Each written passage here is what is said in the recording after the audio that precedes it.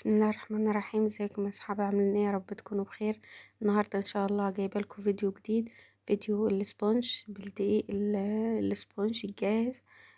يا رب فيديو النهارده يعجبكم. اتمنى لو عجبكم الفيديو ما تنسوش تضغطوا لللايك وتشتركوا في القناه وتفعلوا الجرس علشان يوصلكم كل الفيديوهات الجديده.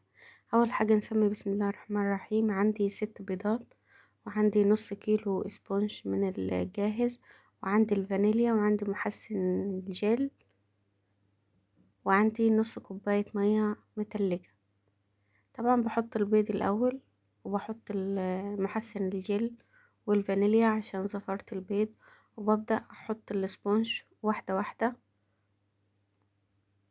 وبنزل بنص كوباية المية المتلجة برضو واحدة واحدة زي ما احنا شايفين كده. وهفضل أضرب لحد ما ألاقي القوام افتح وتقل وعلي معايا زي ما احنا شايفين. طبعا انا ما وقفتش الفيديو علشان نشوف الطريقة مع بعض ونشوف الخطوات واحدة واحدة.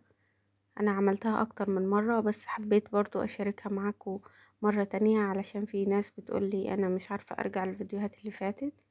طبعا لو حابة ترجع للفيديوهات اللي فاتت بتضغطي على الصورة بتاعت القناة وبتفتح لك الفيديوهات.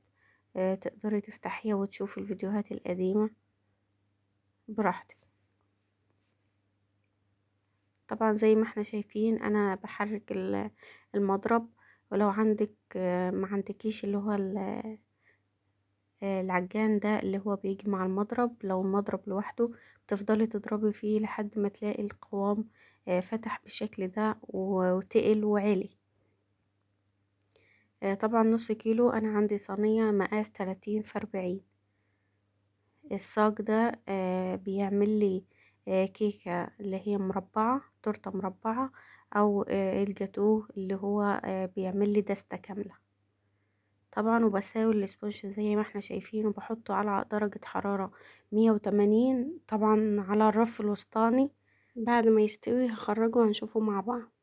وده شكل الاسبونج بعد ما طلع معايا، شكله جميل جدا وهش وطري، وتقدري تعملي بيه الجاتوهات والتورت بأسهل طريقة.